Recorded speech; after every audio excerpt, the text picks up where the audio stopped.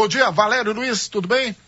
Tudo bem, bom dia, Emerson, bom dia a todos os ouvintes, bom dia, Adolfo Campos. Grande Valerinho. O que o vereador estava te chamando mesmo? Qual que era o nome lá? Afonso. Afonso daqui, Afonso dali, Afonso. Fala, Afonso, como é que é, Afonso? Aqui e aí, Afonso? O Adolfo é um homem de muitos nomes. E aí, no final, ele deu um migué aqui, o Djalma Araújo, falou, olha aqui, não, é que morreu o velho Afonso, peão lá na Caatinga. De história, né? Peão lá na Caatinga de Torrão Seco, o patrimônio onde ele nasceu, que é uma corrutelinha que não vale quase nada. Na Bahia. Vinho mais agradável. Aí ele estava confundindo meu nome por causa do Afonso. Mentira. Eu falei aqui, Valerinho, que já me chamaram de Afonso, Haroldo e 2 nomes diferentes pela cabeça branca. Joel Fraga, narrador esportivo, publicitário maravilhoso, e o Cassim Zaiden, que é homem de rádio e TV pela cabeça branca. Mas o assunto aqui é você. E vamos falar do que hoje? Hein, hoje vamos falar sobre corrupção no futebol. Ah, mas isso não tem, não. Corrupção no futebol, tem não, né? Não. Tem não. O Afonso Adolfo sabe que não tem, né? O assunto foi desencadeado aí pelas prisões na Suíça na última quarta-feira entre os presos, o ex-presidente da CPF, José Maria Marim. Da CBF, José Maria Marim, que ficou eternizado aí por tentar pegar uma das... Não, Valerinho, ele não tentou, ele roubou a medalha.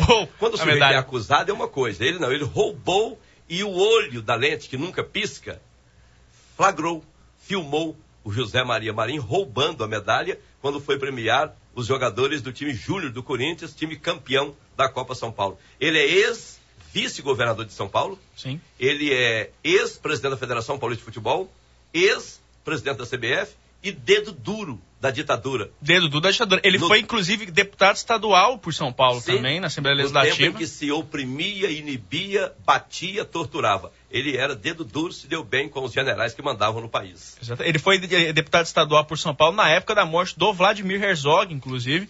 Tanto que a relação do José Maria Marim com o Instituto Vladimir Herzog, que eu visitei lá em São Paulo, é terrível.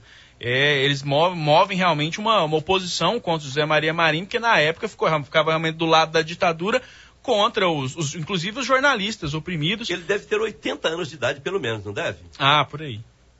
Por aí. Está preso na Suíça e pode ser levado para os Estados Unidos. E lá o buraco é mais embaixo, às vezes nem buraco tem, porque lá a conversa é com o FBI, né? Ontem o Romário, o senador, cumprimentou a polícia suíça e especialmente a polícia americana, o FBI. Pelas prisões. A primeira pessoa, essa pauta, um amigo meu, Pablo Rogério, cumprimentando ele aqui, fez uma pergunta para mim de como é que funciona isso, essa questão da justiça americana, de as prisões serem efetuadas na Suíça. Tem um colega nosso lá, né? O J. Ávila, ex-TV Globo, como repórter e comentarista. Ele tem a empresa Trafic, né, Emerson? Valerinho e ouvinte. A Trafic, ela negocia passe de jogador de futebol, negocia placa de publicidade, compra direito de transmissão de Copa do Mundo, Copa do Brasil, Copa América, Copa do Capeta. E aí negocia. Até que se prove o contrário, é uma ação legal. Só que no meio da legalidade tem problema. Ele foi convidado a devolver aos Estados Unidos 500 milhões de reais. Meio bilhão. É meio bilhão de reais. Tem aqui, o Awila. Aliás, José Awila. Colega nosso. Awidja. Hein, Valerinho? Colega nosso. Porque quando um colega nosso faz uma coisa muito boa, é colega nosso. Quando faz uma lambança, é colega nosso. Ex-colega. Era comunicador na TV Globo, como comentarista e antes repórter, depois comentarista. O J. Ávila, de quem estamos falando, ok? Houve tráfico de influência aí? As acusações são as seguintes. Os tipos penais, realmente, do que eles foram indiciados, as informações do inquérito não foram tão bem divulgadas. O que divulgaram mais foi as prisões mesmo. Mas pelo que, inclusive, do que foi o Awilha foi condenado, obrigado a devolver. Nos Estados Unidos, é possível que os crimes lá tenham sido principalmente sonegação fiscal, de lavagem de dinheiro em território americano, o que possibilitaria eles abrirem as investigações e realmente entrarem dentro dessa caixa preta da FIFA. Então, a prisão é possível na Suíça graças existem tratados internacionais para isso. Aconteceu, inclusive, no caso do meu pai recentemente. O procedimento é parecido, né, através da Interpol. Um mandado de prisão é expedido no país, esse mandado de prisão para o Ministério da Justiça. O Ministério da Justiça faz uma espécie de análise jurídica para ver a regularidade do mandado e tudo. Passando por essa análise, o mandado é enviado para o Ministério das Relações Exteriores. O Ministério das Relações Exteriores faz o contato com a autoridade do país onde se quer que a prisão seja feita. Então, o Marcos Vinícius Pereira Xavier, que é o açougueiro que está envolvido lá no caso do meu pai, foi preso dessa forma lá em Portugal, através da Interpol. Contrário do que muitas pessoas pensam, a Interpol, ela não existe um contingente de polícia específico da Interpol. Nós somos a Interpol. A Interpol, ela é uma associação de polícias, né? A articulação entre as polícias de diferentes partes do mundo é o que constitui a Interpol, Polícia Internacional. Então, eles foram presos lá na Suíça, nessa operação da justiça americana. Provavelmente o José Maria Marinho vai ficar preso lá durante todo o processo de extradição, que vai ser extraditado para os Estados Unidos, porque como ele não tem residência lá, o perigo de que ele fuja, de que ele saia do país é muito grande. Então, ele hoje, pelo menos provavelmente por uns 6 meses aí, ele deve ficar preso. As acusações, né, os esquemas que deram a origem a esses delitos, tanto de lavagem de dinheiro quanto de sonegação fiscal nos Estados Unidos, são esquemas de propina, porque tanto as federações quanto as confederações internacionais, a própria FIFA, eles detêm direito de transmissão de eventos, dos jogos, né, das competições que eles organizam. E os dirigentes de futebol dessas federações, dessas confederações, as acusações é que eles estariam recebendo propina para poder beneficiar determinadas empresas para pegar os contratos de transmissão, para pegar esses direitos de transmissão de jogos, e essas empresas, por conseguinte, renegociariam esses direitos.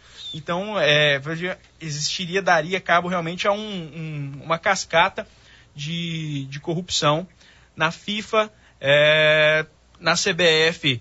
Ainda não se chegou propriamente em qual que seria o envolvimento da CBF isso, mas o acontecimento de ontem é no mínimo sintomático. Você pega num dia, o José Maria Marinho é preso, não sei se foi no mesmo dia ou no dia seguinte, já tiraram o nome dele lá da fachada da CBF. Então, seguros eles não estão com a atuação do José Maria Marinho.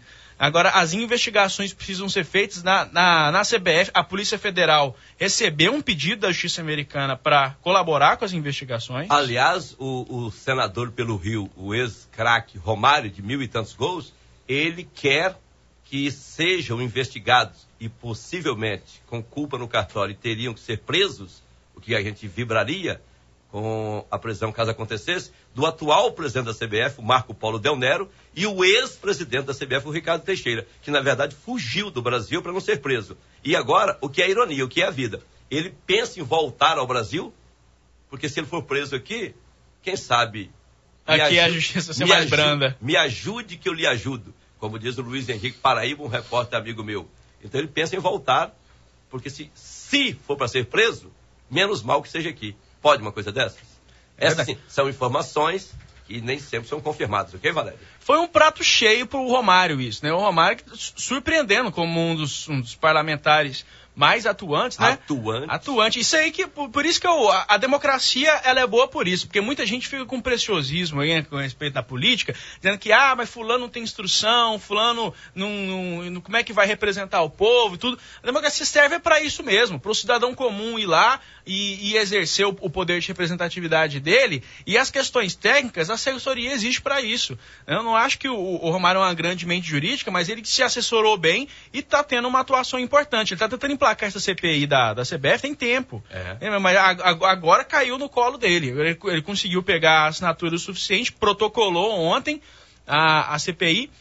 O Eduardo Cunha, pelo que me parece, está colocando em empecilho, porque ele já tem umas 4 CPIs em andamento na casa, mas muito provavelmente ele vai conseguir emplacar mais essa. Mas o Romário, no caso, ele deve conseguir porque é no Senado, né, e não na Câmara, né? Ele é senador, né?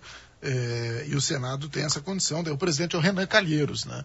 O Eduardo Cunha é presidente da Câmara dos Deputados.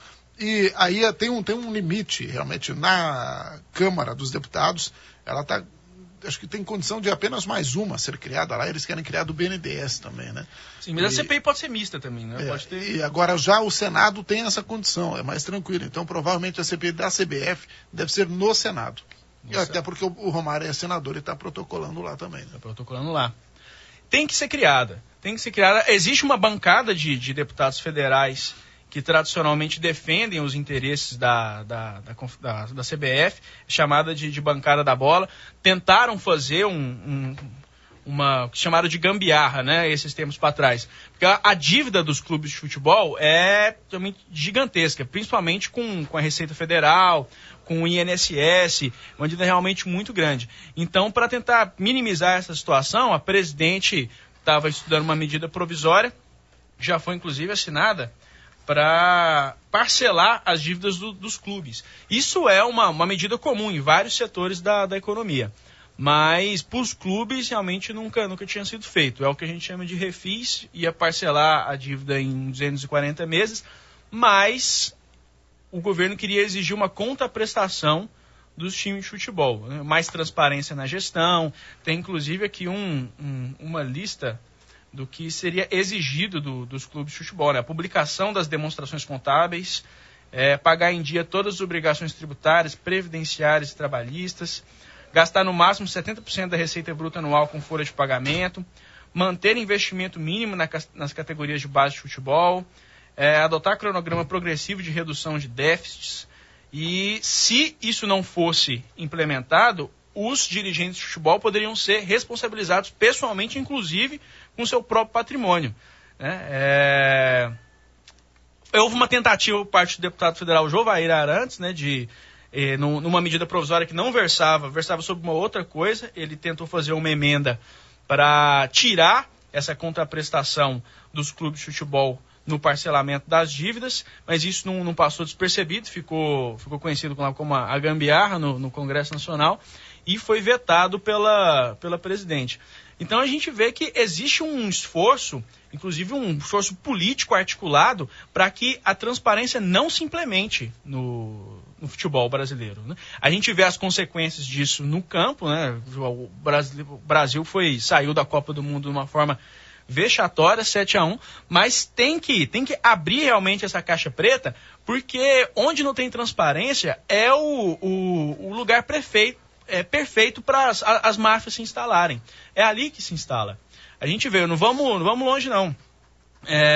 As pessoas estavam falando acham que no caso do meu pai, a gente tem aqui um caso próximo, né? Meu pai morreu aqui na porta da rádio, na porta dessa rádio aqui, a 820.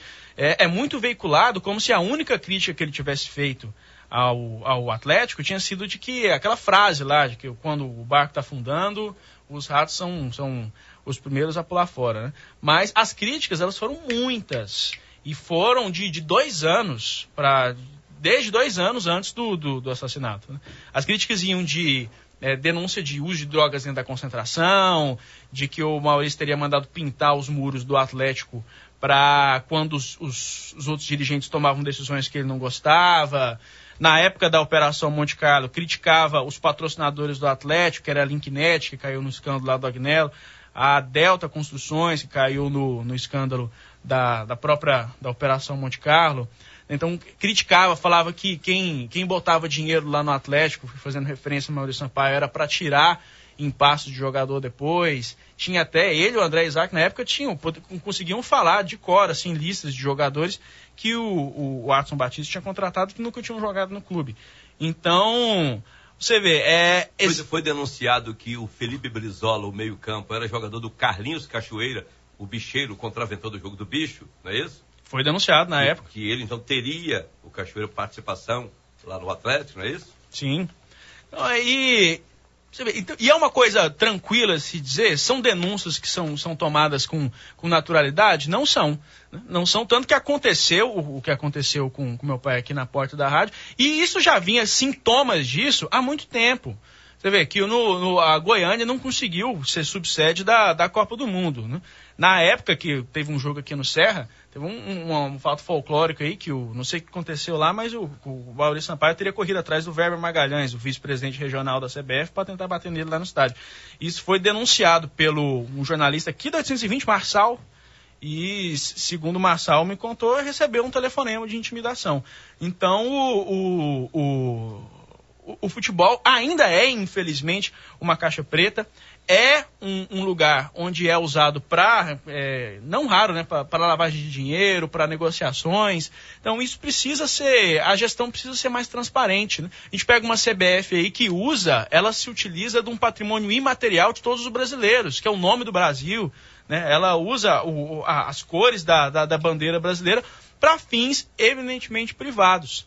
Então eu acho que essas prisões na Suíça, essa operação é uma pena que tenha vindo, de certa forma, de cima para baixo, né? Que precisou ter isso para dar esse start aqui e a gente começar... O Romário, Valerinho, até cumprimentou a polícia suíça e ao FBI pela ação. Porque se fosse aqui, nós teríamos, né, Emerson, menos chance, muito menos chance de ver essa gente presa, né? São pessoas muito poderosas, né? São redes de influência muito grandes.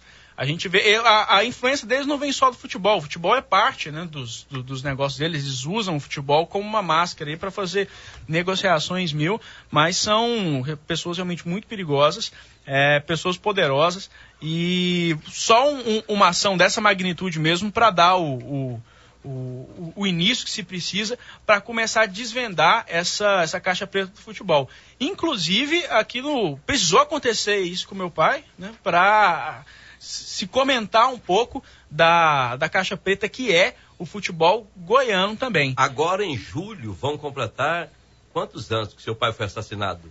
5 de julho, agora vão completar 3 anos. 3 anos. Você esperava que tivesse alguma reação, mesmo antes de 3 anos? Que os acusados fossem presos? Você esperava? Olha, na época, foram 7, 8 meses de investigação. A nossa pressão foi sempre muito perene, assim, né? Muito contínua. E a gente tinha era esperança, né? Aquela esperança de... E agora? Agora, a situação está, de certa forma, caminhando bem, o Adolfo. Porque aqui no estado de Goiás, eles não têm mais recursos para escapar do júri popular. Foi mandada a júri pela Justiça em primeiro grau, foi confirmado pelo Tribunal de Justiça. Eles podem recorrer lá para Brasília, para STJ, STF, mas STJ, STF não reavalia caso. Lá são tribunais para eles avaliarem se durante o processo alguma norma federal foi violada, algum artigo da Constituição foi violado, e nem suspende o curso do processo, não. O Valério Luiz Filho está falando com facilidade porque é comunicador e é advogado. Fez o curso de Direito e advoga. Ele é filho do Valério Luiz, que foi há quase 3 anos, né? Quase 3 anos. Há mais de 1000 dias foi assassinado com 5 tiros aqui na porta da rádio Bandeirantes 820. Né, Emerson?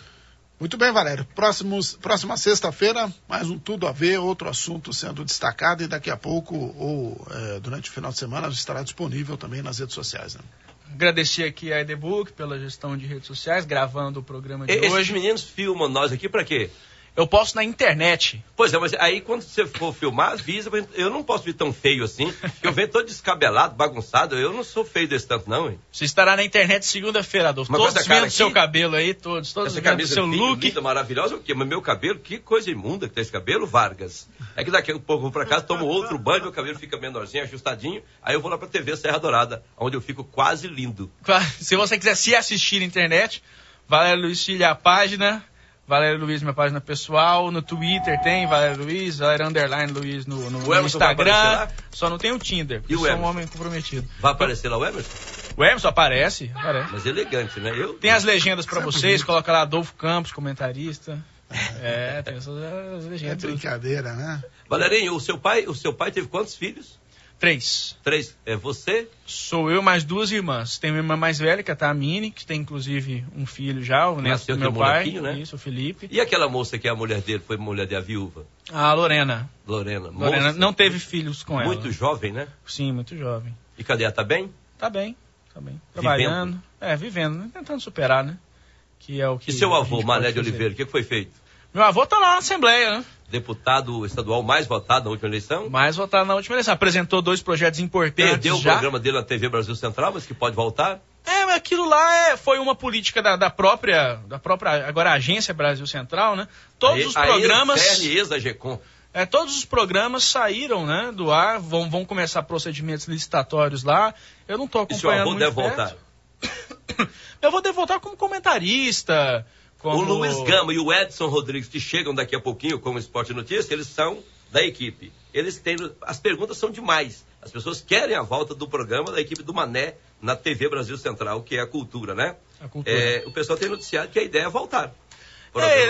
Ele não pode voltar, ele não pode ter um contrato com o governo. Sim, esse lance de licitação, faz a licitação, ele faz a proposta, e se for o caso, ganha. Ele é deputado, né? Ele não tem como fazer nessa... Tem um contrato com o governo, mas ele pode atuar como um contratado, pode comentar, pode orientar a equipe, mas não pode realmente ter contrato com o governo, faturar o governo, essas coisas não é possível ainda. É o preço que se paga, né? Pela função. Cuidado com o seu sonho. Ele pode se realizar, né? É um provérbio chinês. A coisa mais perigosa dos sonhos é que eles podem se realizar. Sabe dessa história, Emerson? Esse aqui é o problema. Sabe aquela moça bonita que você fala, essa moça aí eu quero. Essa não tem jeito. Aí cuidado com o seu sonho. Vai que você realiza o sonho e na hora H você vacila. Muito bem. Até mais, Valério. Até mais. Bom dia a todos. Até semana que vem. Vai com Deus.